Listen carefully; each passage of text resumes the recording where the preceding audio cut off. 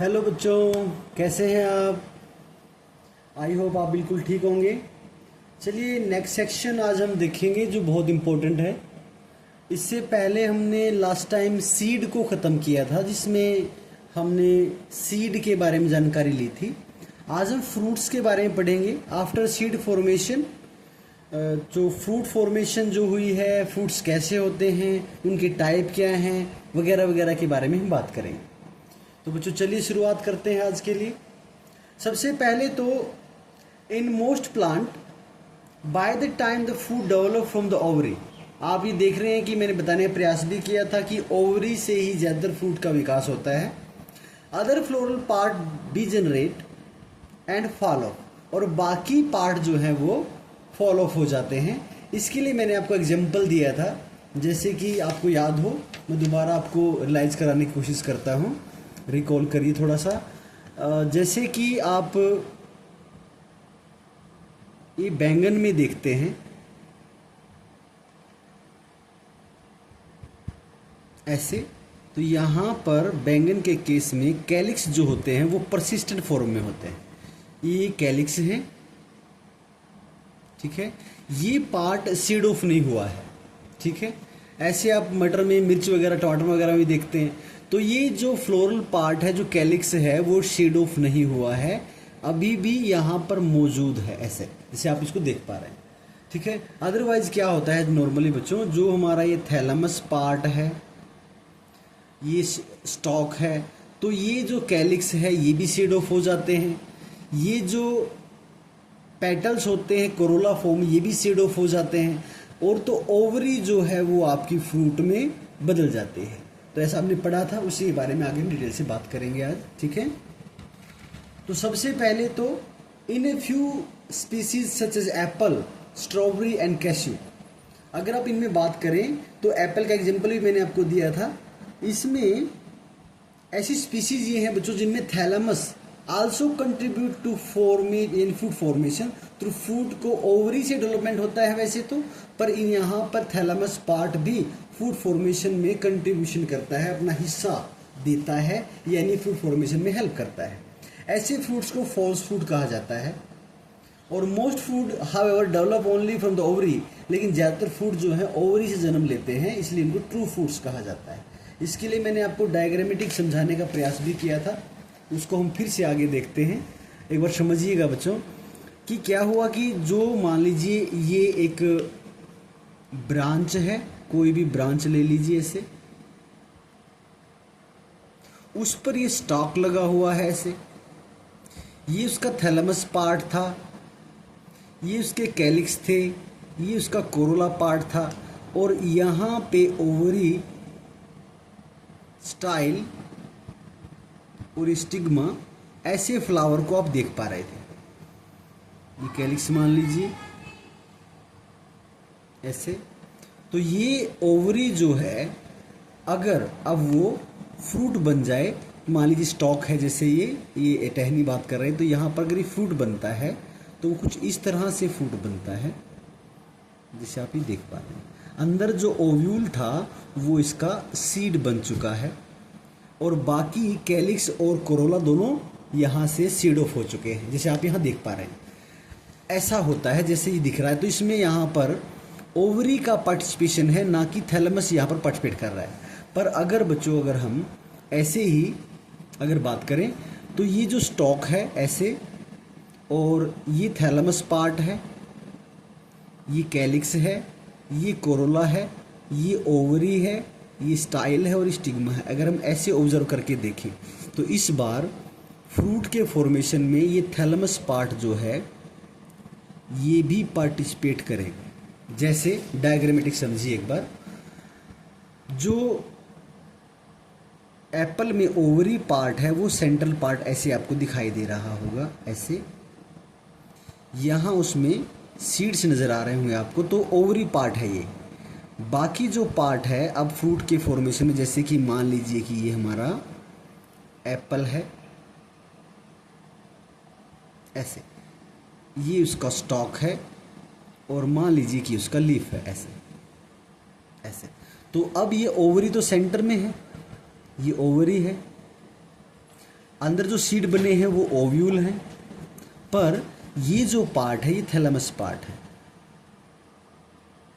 इसका मतलब food formation में ओवरी के अलावा भी दूसरे ने पार्टिसिपेट किया हुआ है। तो ये थैलेमस पार्टिसिपेशन की वजह से ऐसे, यानी एप्पल को आप लोग फॉल्स फ्रूट कहते हो। क्या कहते हो? फॉल्स फ्रूट कहते हो, ठीक है। अदरवाइज ज़्यादातर आपने देखा कि ओवरी पार्टिसिपेशन करती है, तो ऐसे फ्रूट्स को हम ट्रू फ्रूट्स कहते हैं। आगे बात समझ में? चलिए आगे बढ़ते हैं। तो बच्चों, although in most of the species fruits are यानी रिजल्ट ऑफ फर्टिलाइजेशन, तो फ्रूट जो बना है वो फर्टिलाइजेशन के बाद बना। तो कुछ स्पीसी ऐसी भी होती हैं, हालांकि अब हम समझेंगे इसमें। यहाँ कुछ डायग्राम दिखाए गए हैं, उसको समझने का प्रयास करिए। आप जरा देखिए, यहाँ ऑब्जर्व करने की कोशिश करिए।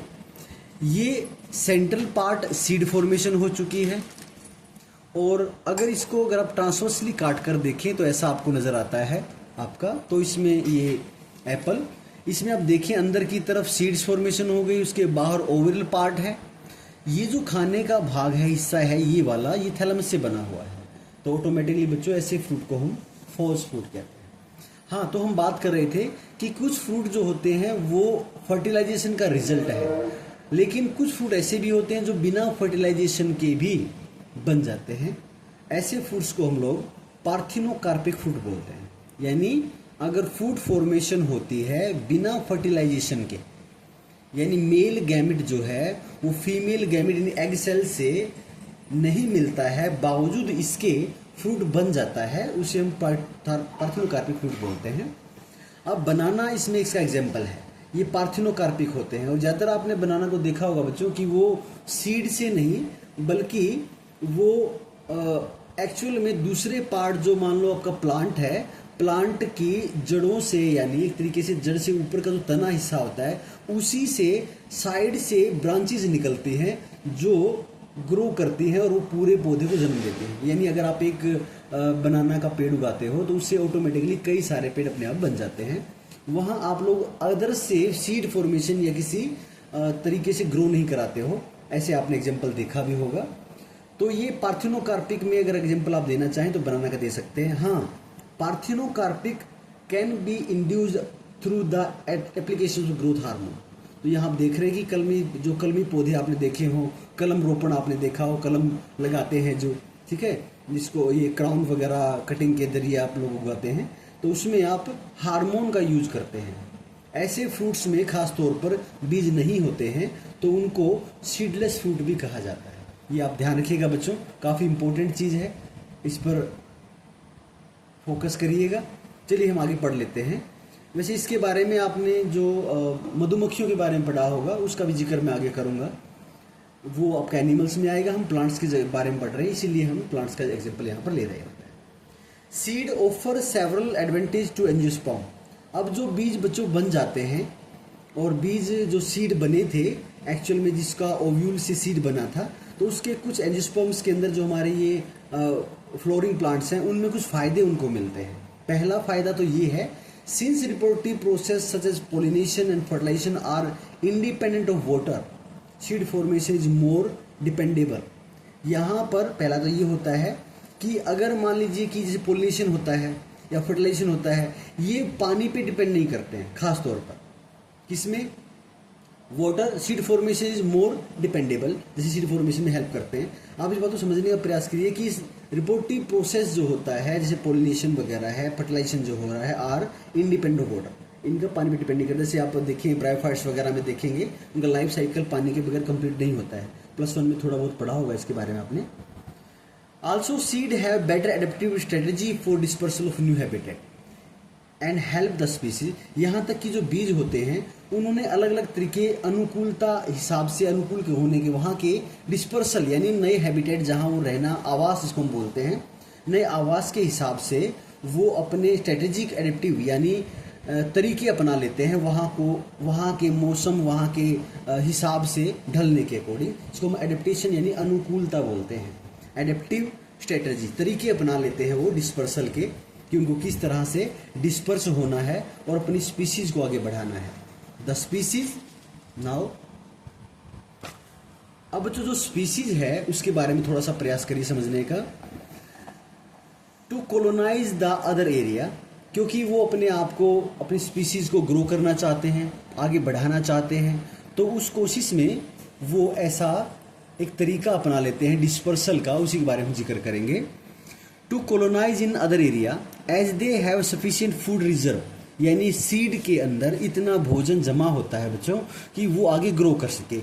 यंग सीडलिंग्स आर नरिश्ड, जब तक कि वो फोटोसिंथेसिस यानी are capable of photosynthesis to own them, यानी ऑन देयर ओन, जब तक वो अपना भोजन खुद नहीं बनाना शुरू करते हैं फोटोसिंथेसिस प्रक्रिया के जरिए, तब तक का पोषण जो है बीज के अंदर मौजूद होता है। यानी हमें सिर्फ बीज उगाना है, वो सीडलिंग तक यानी एक स्मॉल छोटे पौधे तक अपने आप पहुंच जाएगा। जब उसके हरे पत्ते बनना शुरू हो जाएंगे, लीफ प्रिमोर्डिया ओपन हो जाएंगे, तो बच्चों उससे क्या है कि वो अपना भोजन खुद बना सकता है। तो जब तक वो खुद नहीं बना सकता है तब तक मैच्योरिटी तक का काम, उसके डेवलप होने का काम, बीज के अंदर सफिशिएंट फूड जो है वो रिजर्व फॉर्म में मौजूद रहता है।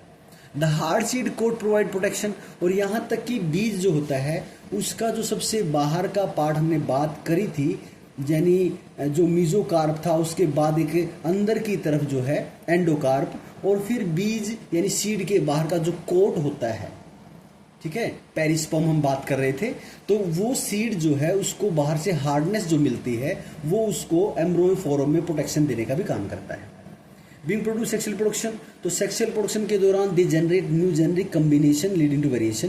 हाँ, सेक्सुअल प्रोडक्शन का फायदा ये होता है बच्चों कि जो नई जनरेशन अब पौधों की आएगी उसके अंदर वेरिएशन जरूर आएगा। और वेरिएशन क्या करता है, वेरिएशन जो है नए जेनेटिक कम्बिनेशन, जीन के कम्बिनेशन को लेकर आता है, और जीन कम्बिनेशन से नई वैरायटी पैदा होती है, वेरिएशन आता है, जो कि चेंजिंग इन्वायरमेंट में उस पौधे की लाइफ को यानी बढ़ाने का काम करता है, उसे टिके रहने का, स्पीसीज जो अपने आप को धीरे धीरे यानी इवोल्यूशन की तरफ लेकर जाती है, और जिससे कि उसमें चेंजिंग आती चली जाती है। और वेरिएशन का मतलब यहाँ पर है चेंजिंग इन्वायरमेंट में वो बेटर खुद को एडॉप्ट कर पाता है। इसीलिए बच्चों तो हम इसके बारे में बात कर रहे थे। हाँ, सीड क्या है, वो एक्चुअल में एग्रीकल्चर, हमारी कृषि का एक आधार है। Dehydration and dormancy of mature seed are crucial for the storage of seed. अब हमें उन बीजों की डोरमेंसी के बारे में या डिहाइड्रेशन के बारे में पता होना चाहिए। बच्चों, जो मैच्योर सीड है उसको स्टोरेज करने के लिए, उसको जमा करने के लिए, जैसे हम गेहूं को, धान वगैरह को हम अपने गोदाम वगैरह में उसको स्टोरेज करते हैं, वहाँ स्टोर करने के लिए उनके अंदर नमी जो है बच्चों वो कुछ परसेंटेज होनी चाहिए। यानी वो ज़्यादा परसेंटेज में अगर नमी होती है तो उसके अंदर डिकम्पोजिशन के चांस बढ़ जाते हैं। यहाँ तक कि दूसरे तरह के बीटल्स वगैरह या दूसरी तरह के जो हम कह सकते हैं जो सीड बोरर्स होते हैं वो उन पर इन्फेक्ट कर सकते हैं, तरह तरह की बीमारियाँ लग सकती है, फंगस लग सकती है। तो उससे बचना है, उसके लिए हमें बीजों को सुखाना यानी उसमें नमी कम से कम हो, स्टोरेज करने के लिए होना चाहिए। साइलोज वगैरह बनाए जाते हैं गवर्नमेंट के द्वारा, जो हैं FCI food corporation of India इसमें हेल्प करती है। गोदाम बनाए जाते हैं जहाँ फूड को स्टोर किया जाता है बच्चों। तो for through out the year, पूरे साल हम उसका यूज कर सके इसलिए उनको स्टोर करना पड़ता है। Also to raise crop in next season, यहाँ तक कि उन बीजों को अगले बार अगली फसल उगाने के लिए, अगली सीजन में फसल उगाने के लिए भी हम इस्तेमाल करने के लिए तैयार रहते हैं, उसको स्टोर किया जाता है। Can you imagine agriculture in the absence of seed और in the presence of seed? तो ये कह रहा है कि अगर आप कल्पना करें कि बीज ना हो तो क्या हमारी कृषि संभव है? क्या हम आगे और पौधे उगा सकते हैं? या इन the presence of seed which germinate straight away soon after formation can not be stored. अगर मान लीजिए कि बीज हमने इस्तेमाल कर लिए, हमने फ्यूचर के लिए इनको जमा नहीं किया, कैन नॉट बी स्टोर्ड, तो क्या उनके आगे भी हम जर्मिनेट स्टेट यानी straight through soon after formation, क्या हम बीजों को तुरंत उगा सकते हैं, उसके बाद नई फसल खड़ी कर सकते हैं? इस तरह क्वेश्चन हमारे माइंड में आते हैं। तो उनका जवाब ये बच्चों कि मैंने भी आपको बताया कि जो बीज होते हैं उनका होना कृषि के लिए पहली बात तो बहुत ज़रूरी है। उनकी एब्सेंस में हम नई जनरेशन के पौधे नहीं उगा पाते हैं, नई फसल नहीं उगा पाते हैं। हाँ, ये भी है कि हाँ, क्या तुरंत प्रभाव से उगा सकते हैं? नहीं, उसके लिए हमारे पास उसको स्टोर करा पड़ता है, सीजन की वेट करनी पड़ती है पहली बात तो, और फिर उनको कम नमी के हिसाब से स्टोर करना पड़ता है। How long do this seed remains, अब ये भी बात है कि कितनी दिनों तक हम उसको स्टोर कर सकते हैं, क्या तुरंत हमें उगाना पड़ेगा? यहाँ ये कहना चाह रहा है बच्चों कि बीजों को यानी वो अलाइव फॉर्म में रहें, उनसे आगे भी हम लोग जो है फसलें उगा सकें, तो कितने समय तक हम बीज को जो है स्टोर कर सकते हैं। Alive after they are disperse, जब पौधों से वो रिलीज हो जाते हैं, फलों से रिलीज हो जाते हैं बीज, उनके बाद उनकी लाइबिलिटी क्या है, अलाइवनेस कितने दिन तक वो जिंदा रहते हैं, उनसे आगे पौधे उगाए जा सकते हैं। तो पीरियड अगेन वेरी ग्रेटली, यहाँ तक ये कहना चाह रहा है बच्चों की अलग अलग बीजों में, अलग अलग तरह की वेराइटीज़ में उनके बीजों का जो समय होता है, जो काल होता है जिसके द्वारा, जिससे हम उसको बीज को स्टोर कर सकते हैं और आगे भी वो स्पीसीज को जन्म दे सकें, तो बीजों की लाइबिलिटी कितनी होती है।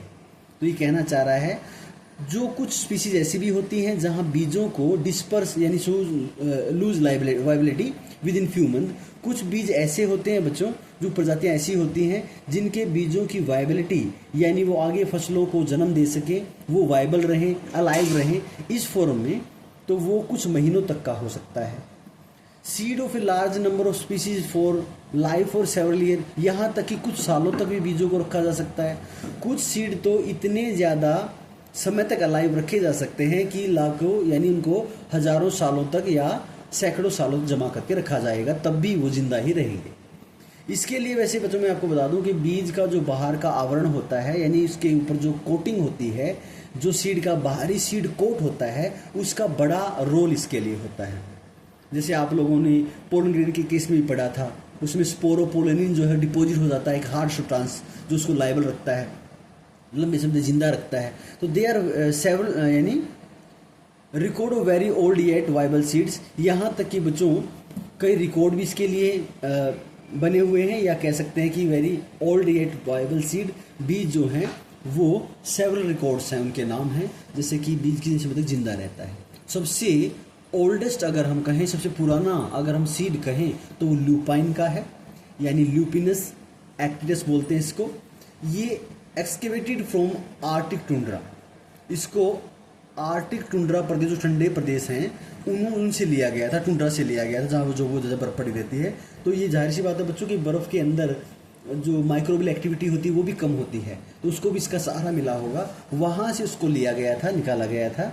Seed germinate and flower after an estimated record of, तो ये उसकी जो डोरमेंसी थी, यानी बीज का अंकुरण होने का जो समय होता है बच्चों, यानी जब वो रेस्टिंग स्टेज में जाता है वहाँ से लेकर जब वो अंकुरित होता है वहाँ तक का जो समय होता है उसको हम डोरमेंसी पीरियड बोलते हैं, और ये लगभग 10,000 सालों का है। रिसेंट रिकॉर्ड लगभग हम कह सकते हैं कि 2000 साल पुराना बीज भी डेट पाम का, फिनोक्स जो हमारा डैक्टिलीफेरा है, इसका भी रिपोर्ट किया गया है। तो बच्चों बीजों को हजारों सालों तक भी स्टोर किया जा सकता है, या उनकी वाइबिलिटी रिपोर्ट की गई है, जैसे आप यहाँ ऑब्जर्व कर रहे हैं, देख पा रहे हैं। डिस्कवर ड्यूरिंग द, ये भी कहना चाह रहा है बच्चों, discover during the archaeological excavation of the king head palace near the Dead Sea. तो ये जो डेड सी है इसके नज़दीक जो किंग हेड का पैलेस है, महल है, उसके वहाँ से आर्कियोलॉजिकल सर्वे ने भी या आर्कियोलॉजी डिपार्टमेंट ने भी वहाँ से इसको एक्सकवेट किया है। लगभग 2000 साल पुराना ये बीज वहाँ है, जो डे पाम का है, खजूर का पौधा है, हमेशा कह सकते हैं। ठीक है बच्चों, तो ये टॉपिक भी ध्यान रखिएगा। सीड वाइबिलिटी के बारे में अक्सर 2 नंबर 3 नंबर में पूछ लिया जाता है। After completing a brief count of sexual production of flowering plant, it would be worth attempting to comprehend the enormous reproductive capacity of some flowering plant by asking the question, यानी following question। देखिए हम यहाँ पर जो sexual production होता है flowering plant में, उनके केस में कुछ क्वेश्चन हमारे माइंड में आते हैं, उनके बारे में, उनकी कैपेसिटी, रिप्रोडक्टिव कैपेसिटी के बारे में वगैरह वगैरह अगर पूछना चाहते हैं, हमारे दिमाग में जो क्वेश्चन आते हैं उनके क्या क्या आते हैं, उस तरह के क्वेश्चन का जिक्र ये कर रहा है। How many egg are present in an embryo sac, तो एग कितने होते हैं, कितने एम्ब्रोसेक होते हैं ओव्यूल के अंदर, कितने ओव्यूल प्रेजेंट होते हैं ओवरी के अंदर, और कितने ओवरी जो प्रेजेंट होती हैं वो टिपिकल फ्लावर में वगैरह वगैरह। तो how many flower are present on a tree.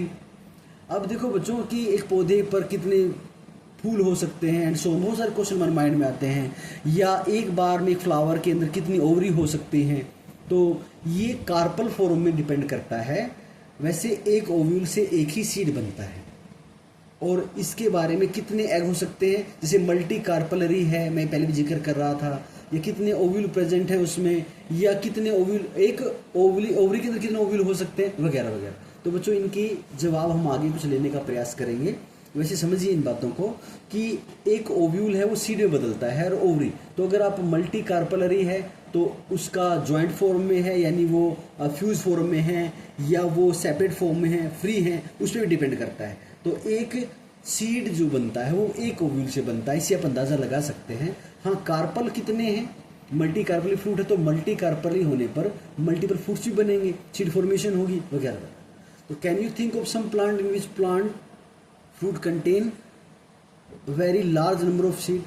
क्या ऐसे पौधों के बारे में जानकारी आपको है जहाँ जिनके फ्रूट्स के अंदर बहुत सारे बीज देखने को आपको मिलते हैं? तो ऑर्किड फ्रूट्स है, इस कैटेगरी में आता है, और इसके अंदर लगभग छोटे छोटे हजारों बीज हो सकते हैं।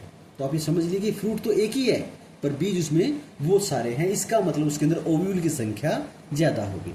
Similar in those case fruits of some parasitic species, जैसे हमारे पास ओरोब्रैंकी है या स्ट्रिगा है, इसकी पिक में डाल दूंगा हो सका तो, जिससे आप समझ पाएंगे कैसे दिखते हैं पौधे। इनके अंदर भी similar in the case of fruit, उनके अंदर भी आप ऑब्जर्व कर पाते हैं बहुत सारे सीड्स को। Have you seen a tiny seeds of ficus? क्या आपने फाइकस देखी? फाइकस बेंगालेसिस और फाइकल रिजिलोसा, ये पीपल और बरगद से जुड़े होता है, वैसे ये फाइकस अंजीर से भी जुड़ा होता है, नाम जो आप इस समझते हैं। तो इस तरह के पौधों के अंदर भी आप देखेंगे बहुत सारे सीड उनको देखने को मिलते हैं एक ही फ्रूट्स के अंदर। तो आप ये पीपल वगैरह को देखें, उसकी जिसको बरबंटी बोलते हैं आम भाषा में, उसको तोड़कर अगर आप देखेंगे तो बहुत सारे सीड्स में नजर आएंगे आपको, ठीक है। हाइपेंथोडियम कैटेगरी देखी होगी आपने फ्रूट्स या फ्लावर के केस में, उसमें छोटे छोटे फ्लावर सेंटर में होते हैं बाहर, तो उसमें फ्लावर भी बहुत ज़्यादा होते हैं। तो हाइपेंथोडियम ये केस भी आप उसमें ऑब्जर्व कर सकते हैं। How large is the tree of the ficus develop from that the tiny seed? एक ही आप ये, और ये कैपेसिटी भी समझिए, जिसको हम अगर हम बात करें तो बच्चों एक छोटा सा बीज, कितना छोटा बीज होता है, उसे कितना बड़ा बरगद या कितना बड़ा पीपल या अंजीर का पौधा जन्म ले सकता है, आप ये दे सकते हैं। How many billions of seed does each ficus tree produce? और कितने बिलियंस की संख्या में बीजों से कितने सारे फाइकस के पौधे बनाए जा सकते हैं, पैदा किए जा सकते हैं? Can you imagine any other example? वो भी आपके दिमाग में कोई है, अब इससे आप इंटरनेट का सहारा ले सकते हैं। यहाँ शेयर करने के लिए मेरे पास फिलहाल नहीं है बच्चों, तो मैं आगे इसके लिए हेल्प करूँगा आपकी। Such a tiny structure can produce such a large biomass over the year. यहाँ तक कि बच्चों अगर छोटा सा बीज भी कितने पौधे, या कि एक छोटा सा बीज से आप कितने पौधों को जन्म दे सकते हैं और कितना बड़ा बायोमास खड़ा कर सकते हैं, तो ये भी है। अगर देखा जाए बच्चों तो हमारी यहाँ ज़रूरत नहीं है, पौधे अपने आप विकसित होते हैं, जानवर अपने आप हम लोग संभाल लेते हैं। हम लोगों ने डिस्टर्बेंस ज़्यादा क्रिएट किया हुआ है, हमने टेक्नोलॉजी का सहारा लिया है, जिससे कि बायोमास डिग्रेडेशन हो रहा है, ये आप भी जानते हैं। इसके बारे में हम लोग इकोसिस्टम वगैरह में जिक्र करेंगे। चलिए एक और टर्म है बच्चों हमारे पास आज पढ़ने के लिए, और वो है एपोमिक्सिस और पॉलीएम्ब्रॉयडरी। तो वो जो हम केस बात कर रहे थे बहुत सारे ओव्यूल का, बहुत सारे एम्ब्रियोज का, तो वो यहाँ पर थोड़ा समझने का प्रयास करेंगे। हालांकि बीज, अगर हम सीड की बात करें बच्चों, तो इन जर्नल ये कहना क्या चाहता है, थोड़ा समझिएगा इस चीज़ को। Although seed in general are the product of fertilisation, ये हमें भी पता है कि फर्टिलाइजेशन के बाद ही बीज बनता है, ओव्यूल से सीड बनता है। कुछ फ्लोरिंग प्लांट में जैसे कि एस्ट्रेसी है या ग्रासीज फैमिली है आपकी, और बैम्बू भी ग्रास फैमिली में ही आता है, बांस वगैरह की बात करते हैं, हैव इवॉल्व्ड स्पेशल मैकेनिज्म। उन्होंने अपने अंदर एक और तरीका उन्होंने अपना लिया है बच्चों, ताकि वो बीजों को बिना फर्टिलाइजेशन के बना सके। जैसे वहाँ बिना फर्टिलाइजेशन, विदाउट फर्टिलाइजेशन फ्रूट बन रहे थे, जो कंडीशन हमने वहाँ पर पढ़ी थी, पार्थेनोकार्पिक फ्रूट। ऐसे ही अगर सीड की फॉर्मेशन हो जाए और बिना फर्टिलाइजेशन के हो जाए तो उस कंडीशन को एपोमिक्सिस कहा जाता है। ये क्वेश्चन एग्जाम में बहुत बार आता है, और इसमें आप समझिए बच्चों, एपोमिक्सिस जो है एक एसेक्सुअल प्रोडक्शन फॉर्म है, जो कि सेक्सुअल प्रोडक्शन की नकल करती है, मिमिक करती है उसको। यानी बच्चों जब मेल फीमेल गैमेट का यानी कम्बिनेशन ही नहीं हुआ है, जाइगोट फॉर्मेशन ही नहीं हुई है, और बिना उसके सीड की फॉर्मेशन हो गई है, ऐसी कंडीशन को हम एपोमिक्सिस बोलते हैं। और ये रिप्रोडक्शन का एसेक्सुअल पार्ट इसमें नजर आता है आपको, कि उसमें दोनों सेक्स का कम्बिनेशन नहीं होता है। इसीलिए they are several way of developed apomictic seed. हमारे पास कई सारे तरीके हैं जिनसे हम ये एपोमिक्टिक सीड जो हम बना सकते हैं। कुछ स्पीसीज में जहाँ डिप्लॉयड एग सेल जो बनती है वो बिना रिडक्शन डिवीजन के बनते हैं। कुछ स्पीसीज में जो डिप्लॉयड एग सेल है बच्चों वो बनती है बिना रिडक्शनल डिवीजन के, यानी उसका जो मान लीजिए कि अगर हम अपने बॉडी के हिसाब से बात करें और हमारे एक सेल के अंदर 23 पेयर क्रोमोसोम होते हैं, ठीक है। तो अगर उसमें 23 मिलकर, जैसे एग और स्पर्म मिलकर 46 क्रोमोसोम बनाते हैं, तो उसको हम डिप्लॉयड कंडीशन कहते हैं। ऐसे ही एग सेल के अंदर अगर डिप्लॉयड कंडीशन है और वो मेंटेन हो गई है, अब उसमें रिडक्शन डिवीजन का मतलब कि 23 में डिवाइड नहीं होंगे वो, ऐसा होने पर develop into embryo without fertilisation. तब ऐसा होता है कि डिप्लॉयड एग सेल का अगर रिडक्शन डिवीजन ना हो, उसके अंदर भाग 23 में ना पट जाएं, उस चीज़ को हम रिडक्शन डिवीजन कहते हैं। तो वो ना हो तो वो 46 के 46 मेंटेन रहेंगे। ऐसे केस में एम्ब्रियो बिना फर्टिलाइजेशन के ही डेवलप हो जाता है। तो इस कंडीशन को हम लोग एपोमिक्सिस कहते हैं। हाँ, मैनी सिट्रस, बहुत सारे जो सिट्रस फ्रूट आपके खट्टे फल हैं या मैंगो वगैरह है, उनके अंदर वैरायटी देखने को आपको मिलती है। जो न्यूसेलर सेल होती हैं वो एम्ब्रियो के सराउंडिंग होती हैं बहुत सारी, और वो सारी की सारी सेल अपने आप को डेवलप कर लेती हैं, ठीक है। जैसे अगर आप समझें, एक तरीके से समझने का हम प्रयास करें बच्चों, तो आप यहाँ समझिए कि ये अंदर की तरफ ऐसे, बाहर ये आप देखें इनर और आउटर इंटरगोमेट्स नज़र आ रहे हैं। तो यहाँ इस एम्ब्रियो सैक के अंदर जहाँ पर आपने पोलर न्यूक्लियाई को ऑब्जर्व किया था, एग सेल को ऑब्जर्व किया था, तो ऐसे, तो इसके बाहर यहाँ बहुत सारी सेल्स होती हैं ऐसे, ये बहुत सारी सेल्स होती हैं ऐसे, ठीक है। इन सेल्स को हम लोग न्यू सेलर सेल बोलते हैं। ये न्यू सेलर सेल होती हैं बच्चों। तो ये जो न्यू सेलर सेल हैं, ये सेल भी बिना फर्टिलाइजेशन के, जैसे यहाँ तो इसके पास एक जो पोलिट्यूब आ रही थी, उसके जरिए गैमिट पहुँच रहा था, दोनों मिल रहे थे तो फर्टिलाइजेशन हो रहा था। एक गैमिट यहाँ पहुँच रहा था, फर्टिलाइजेशन हो रहा था। तो बिना फर्टिलाइजेशन के ही जो एग सेल है, और अगर मान लो कि ये डिप्लॉयड कंडीशन में है, ठीक है, 2n यानी 2 सेट ऑफ क्रोमोसोम इसके अंदर हैं, और ये आगे हैप्लॉयड कंडीशन में ना जाके, हैप्लॉयड कंडीशन में रिडक्शन डिवीजन इसकी जो है वो ना हो बच्चों, ऐसा ना होते हुए यही सेल अगर आगे डेवलप हो जाए, और ये जो बाकी न्यूसेलर सेल हैं ये भी डेवलप हो जाएं, और अपने आप से फिर ये एम्ब्रियो में बदल जाएं, भ्रूण में बदल जाएं, तो बच्चों एक ही फ्रूट के अंदर आप देख पा रहे हैं कि बहुत सारे एम्ब्रियो देखने को मिलेंगे। ये ऐसा कह रहा है। तो इसमें ये थोड़ा समझिए कि एम्ब्रियो सैक के सराउंडिंग जो सेल हैं वो भी अपने आप को एम्ब्रियो में बदल लें, रिप्रोड्यूस इनटू एम्ब्रियो सैक, यानी dividing produce into embryo sac and develop into embryo, और वो भी एम्ब्रियो बना लें। तो ऐसी स्पीसीज में ओव्यूल के अंदर जितने बहुत सारे एम्ब्रियो बन जाएंगे, एक ही ओव्यूल में बहुत सारे एम्ब्रियो बन जाएंगे, ऐसी कंडीशन को हम लोग embryo in a seed is referred to polyembryony. तो ऐसी कंडीशन को, ये जो आप देख पा रहे हैं embryo sac and develop into the embryo, ये बच्चों अगर आप देखें तो ये आप ऑब्जर्व करके देखिए, यहाँ कहना भी चाह रहा है आपको। तो ऐसी स्पीसीज जिसमें ओव्यूल के अंदर बहुत सारे एम्ब्रियो हों, और मैंने भी आपको बताया कि ये जो न्यू सेलर सेल हैं, ये सेल भी अपने आप को डेवलप कर लें एम्ब्रियो में। तो आप देखिए बच्चों, इस एक ही ओव्यूल के अंदर, इस सिंगल ओव्यूल के अंदर ही आप बहुत सारे एम्ब्रियोज को देखेंगे ऐसे, हर अपने आप में एक एम्ब्रियो डेवलपमेंट हो रहा है इस तरह से।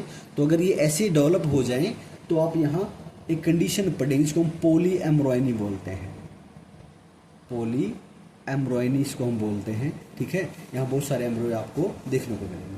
Take out some seed of the orange squeeze. ऐसे ही करने के लिए आप ऑरेंज संतरे का एक बीज ले लीजिए और उसको थोड़ा प्रेस करके दबा कर देखेंगे बच्चों, स्क्वीज करेंगे इसको, तो उसमें बहुत सारे एम्ब्रियो को आप ऑब्जर्व करेंगे जिनका साइज अलग अलग होगा, शेप अलग अलग होगा हर एक सीड के अंदर। तो अब यहाँ एम्ब्रियो को काउंट कर सकते हैं। तो अभी आपको पिछले क्वेश्चंस का आंसर ये मिल गया होगा बच्चों कि बहुत सारे एक ही ओव्यूल के अंदर बहुत सारे एम्ब्रियो भी हो सकते हैं।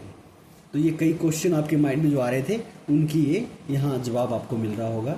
What would be the genetic nature of the apomictic embryo? उनका नेचर क्या होगा बच्चों एक्चुअल में, और कैन दे कॉल्ड क्लोन? जी, जो एसेक्सुअल मेथड होता है बच्चों, और उससे बनने वाली जितनी भी ऑफस्प्रिंग्स होती हैं, संतानें होती हैं, वो सारे के सारे क्लोन कहलाते हैं।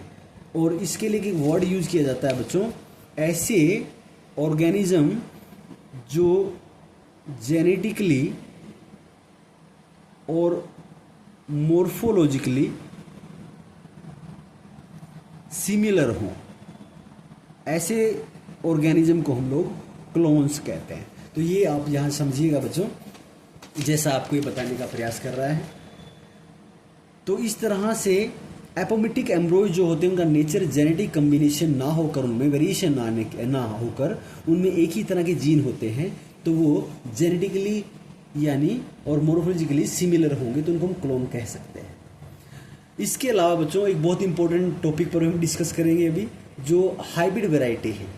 हमने क्या किया है, हमने वाइल्ड प्लांट वैरायटी को लेकर उसमें कुछ बदलाव करके, वैसे तो बच्चों हम इसको नेचर से छेड़छाड़ कहते हैं अगर साधारण भाषा में आप बात करें, तो हाइब्रिड वैरायटी कुछ तरह के फूड और वेजिटेबल क्रॉप्स होती हैं जिनके अंदर उनको एक्सटेंसिवली कल्टीवेट किया गया है।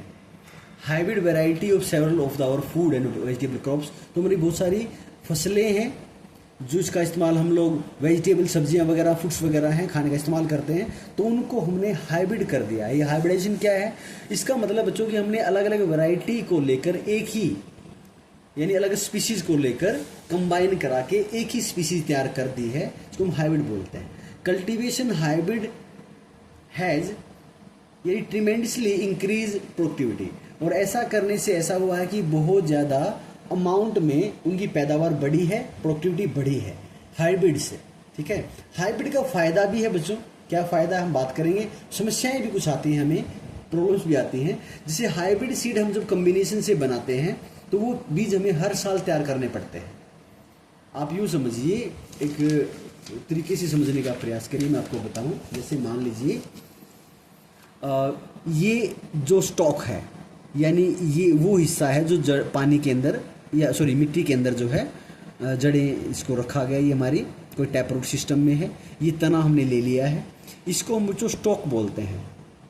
ठीक है, और मैंने इसमें मान लीजिए कि यहाँ स्टॉक इसमें कटिंग कर दी है ऐसे, और किसी दूसरी कलम को मैंने यहाँ से लेकर ऐसे उसके ऊपर रख दिया है ऐसे, और इसको मैंने टैग कर दिया है, तो इसको हम श्योन बोलते हैं, स्टॉक और श्योन। अब मान लीजिए कि इस ऊपर वाली जो ये है इसके अंदर अच्छे फ्रूट देने की कैटेगरी क्षमता है, या यूँ मान लीजिए कि ये डिजीज फ्री है, ऐसा मान लीजिए चलिए, इसमें डिजीज रेजिस्टेंस पावर ज़्यादा है, और जो नीचे वाला हिस्सा है स्टॉक, इसमें यानी अच्छे फल देने की प्रोडक्टिविटी ज़्यादा है, ऐसा मान लीजिए।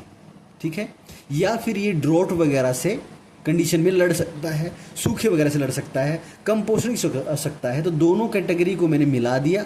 अब इससे जो नया पौधा तैयार हो रहा है उस पौधे में बच्चों ये दोनों यानी करैक्टर मौजूद होंगे, इस तरह को हम हाइब्रिडाइजेशन बोलते हैं। ये एक्चुअली में बच्चों एक आर्टिफिशियल मेथड है। क्या है ये? आर्टिफिशियल यानी कृत्रिम रूप से तैयार किया जाता है, इसीलिए मैं एक वर्ड यूज कर रहा था यहाँ से कि नेचर से छेड़छाड़ का काम है। ठीक है, चलिए आगे बढ़ते हैं। तो बच्चों यहाँ पर समस्या ये आती है कि hybrid seed have to be produce every year, क्योंकि अगर हर बार वैरायटी को आप मिला रहे हो अलग अलग तरीके की, तो हर बार मिलाकर ही आपको पौधे जन्म देने पड़ेंगे, तो हर साल नई आपको तैयार करने पड़ेंगे।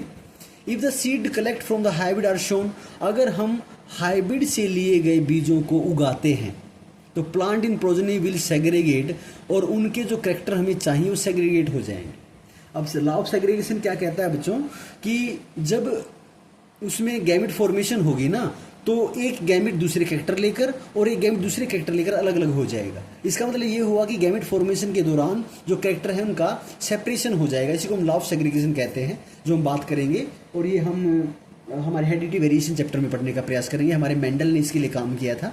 तो यहाँ पर ये कह रहा है कि अगर हम हाइब्रिड बीज बनाते हैं और इन सीड्स को जिसमें अलग अलग कैरेक्टर को लेकर हम लोग बनाते हैं, तो जब हम ऐसे बीजों को उगाएंगे तो बच्चों उनसे जब आगे फ्रूट्स फॉर्मेशन होगी, गैमेट फॉर्मेशन होगी, तो उनमें कैरेक्टर सेपरेट हो जाएंगे, यानी जो दोनों मिलाकर हमने कैरेक्टर इकट्ठे किए थे वो सेपरेट हो जाएंगे, और मनचाहा पौधा हमें नहीं मिल पाएगा मन चाहे कैरेक्टर के साथ। इसलिए हमें बीज हर साल उगाने पड़ते हैं।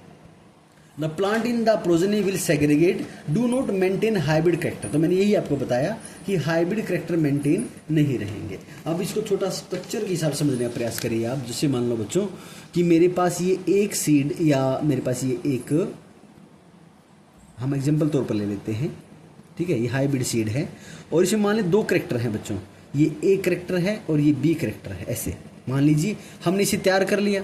अब ये पौधा तो जो उगेगा, ये पौधा जो उगेगा ये तो उन कैरेक्टर के साथ उग जाएगा, लेकिन जब इस पौधे से बच्चों आगे सीड जन्मे, यानी इससे जब गैमिट फॉर्मेशन होगी, गैमिट बनेंगे, तो ए सेपरेट हो जाएगा। मान लीजिए कि ये फ्लावर ए के साथ अलग हो गया और दूसरा फ्लावर जो है बच्चों वो बी के साथ सेपरेट हो गया, यानी दोनों कॉम्बिनेशन नहीं रहा। अब इसका कैरेक्टर जो आएगा, इससे कोई जाकर दूसरा ए मिलेगा और तब इनसे जाकर कोई ए बी बनेगा। अब बच्चों ये जो ए है, A1 मान लेते हैं और ये ए है, तो ये A1 की वैरायटी उसके अंदर आएगी, ना कि ए वाली आएगी, क्योंकि सेपरेट कर चुके हैं ये। तो इस कंडीशन को हम इस तरह कह सकते हैं कि सेपरेशन हो जाएगा, लॉ ऑफ सेग्रीगेशन कहते हैं। हम बात करेंगे इसके बारे में।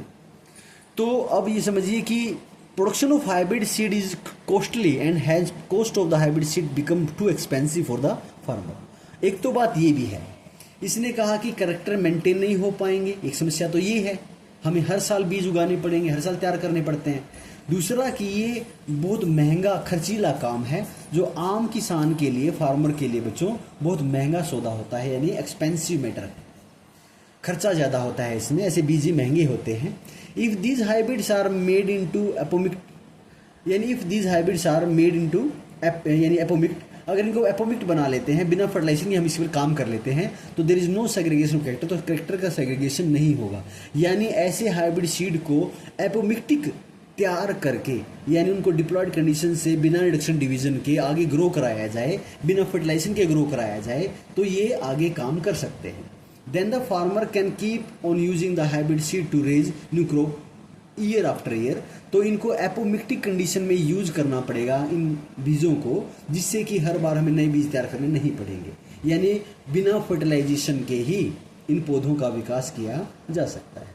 ही does not have to buy hybrid seed every year, तो हमें लगातार किसान को हर साल बीज खरीदने नहीं पड़ेंगे। तो because of importance of apomixis the hybrid seed industry, अब क्योंकि एपोमिक्सिस कंडीशन का महत्वपूर्ण ये कंडीशन बहुत ज़्यादा, यानी importance of apomixis in hybrid seed industry, active research is going on many laboratories में world to understand the genetic of apomixis.